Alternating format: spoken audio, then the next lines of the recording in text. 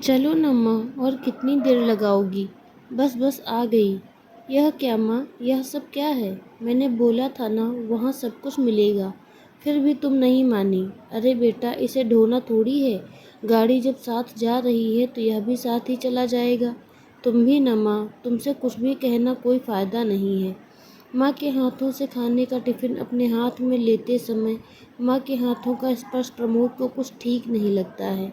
वह माँ से कहता है, अरे माँ, जाकर हाथ धो लो, तुम्हारे हाथों में शायद कुछ लगा है। माँ ने कहा, नहीं नहीं बेटा, यह तो असेही है। थोड़ी ही देर में वे शिमला की सैर में निकल पड़ते हैं। आज बहुत दिनों बाद प्रमोद को ऑफिस से 3 दिन की छुट्टी मिली है, जिसका लुत्फ़ उठाने वह अपने 2 छोटे भाई बहन और माँ के साथ शिमला जा रहा है। यह उनका पहला मौका है जो वह अपने शहर से इतने दूर आए हैं। शिमला की वादियाँ वाकई बहुत खूबसूरत हैं। उन्हें यहाँ बहुत अच्छा महसूस हो रहा है। चारों तरफ बर्फ़ गिरी है। शिमला की बात ही कुछ और है। चारों तरफ सफ़ेद चादर ओढ़े प्रकृति के सुंदर स्वरूप मन को मोहने के लिए काफ़ी हैं। प्रमोद अपने 2 भाई बहन और अपनी माँ के साथ वहाँ बहुत एंजॉय करता है। काफ़ी देर घूमने फिरने के बाद वे होटल चले जाते हैं, जहाँ प्रमोद खाने का ऑर्डर करता है, मगर माँ उसे मना करते हुए खाने का टिफ़िन निकालती है। तब प्रमोद कहता है, माँ, मैंने तुमसे कहा था कि सब कुछ वहाँ मिलेगा, मगर फिर भी तुम जिद करके सारा सामान यहाँ ले आई। अब बताओ, यह सब धो के यहाँ तक लाने से क्या फ़ायदा, जब यहाँ सब उपलब्ध है, वे भी ताज़ा। तब माँ हंसकर कहती है, अरे बेटा, माँ के हाथ का बस कुछ दिन और खा ले। मेरी उम्र दिन ब दिन ढलती जा रही है। न जाने कब ऊपर वाला मुझे बुला ले। जब तेरी मैडम आएगी तब उसके साथ मन करे तो घर का खाना खाना और मन करे तो होटल का खाना खाना। प्रमोद बोला, माँ, हम यहाँ छुट्टियाँ एंजॉय करने आए हैं और तुम यहाँ यह सब बेकार की बातें लेकर बैठ गई। क्या यह सब बातें करना यहाँ ज़रूरी है? माँ बोली, अरे नहीं नहीं, बस यूं ही मुँह से निकल गया।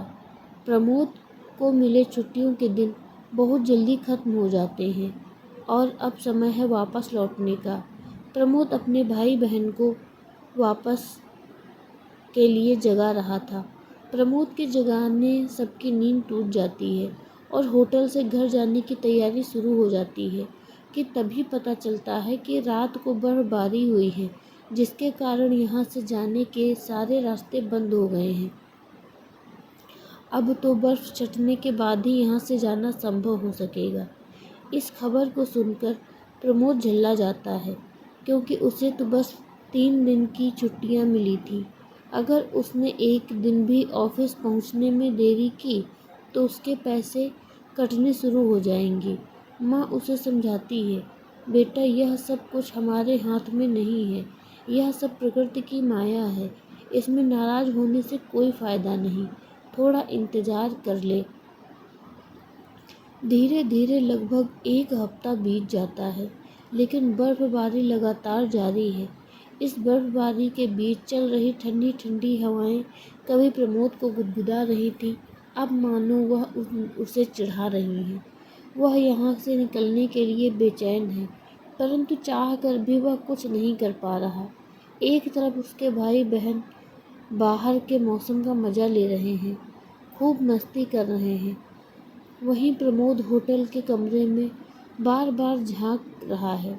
एक दिन प्रमोद का छोटा भाई, जो यहाँ अपने भाई को कई दिनों से परेशान देख रहा था, प्रमोद के पास आता है और कहता है, भैया, एक बात कहूँ? चिड़चिड़ा हो चुका प्रमोद थोड़ा नाखुश अंदाज में कहता है, भाई, वैसे तुम्हारा परेशान होना जायज़ है, क्योंकि तुम्हारी छुट्टियां कब की ख़त्म हो चुकी हैं और हम यहीं फंसे हैं। तुम ऑफिस भी नहीं जा पा रहे हो।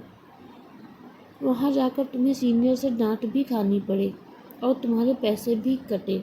मगर क्या तुमने इस समस्या के दूसरे पहलू को समझने की कोशिश की है? प्रमोद कहता है, तुम क्या कहना चाहते हो, सीधे सीधे कहो। उसका छोटा भाई बोला, यही कि प्रकृति ने आपके सामने जो परेशानियां खड़ी की हैं उसका निश्चित रूप से एक अच्छा मकसद भी है। भाई की बातें सुनकर प्रमोद थोड़ा गुस्सा हो जाता है और कहता है, अगर तुम्हें बकवासी करनी है तो तुम यहाँ से जा सकते हो। छोटा भाई बोलता है, नहीं नहीं भैया, ऐसी बात नहीं है। प्रमोद बोला, तो कैसी बात है? छोटा भाई बोला, क्या तुमने कभी माँ के हाथों को देखा है, उन्हें स्पर्श किया है? रात दिन हमारे लिए काम करती हैं, काम करते करते उसके हाथ कठोर हो गए हैं। उसे कभी एक पल की फुर्सत नहीं मिली, परंतु यहाँ होटल में लगभग 10 दिनों से रहते हुए उसे एक प्लेट भी धोना नहीं पड़ा। सब कुछ होटल में ही मिल जाया करता था। उसे यहाँ खाना बनाने की, बर्तन मांजने की ज़रूरत ही नहीं। यहाँ सब कुछ होटल में ही उपलब्ध है। इन 10 दिनों में माँ के हाथों को बहुत आराम मिला है। अब वह पहले की तरह सख्त नहीं है, बल्कि मुलायम हो गए हैं। तुम्हारी यह एक्स्ट्रा छुट्टियाँ चाहे तुम्हारे लिए परेशानियाँ लेकर आई हों, लेकिन जाने अनजाने में तुमने माँ को जो सुख दिया है वह माँ के हाथों को स्पर्श करके तुम खुद जान सकते हो।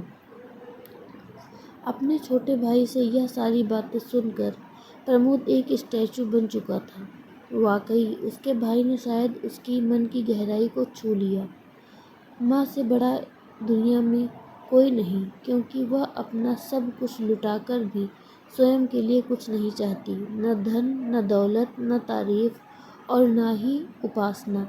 माँ को धरा पर लाने वाला ईश्वर ही है, परंतु वह स्वयं भी माँ से श्रेष्ठ नहीं हो सकता। आपको यह कहानी कैसी लगी हमें कमेंट करके ज़रूर बताएं, और अगर अच्छी लगी है तो लाइक शेयर सब्सक्राइब ज़रूर करें। मिलते हैं अपनी अगली कहानी में, तब तक के लिए धन्यवाद।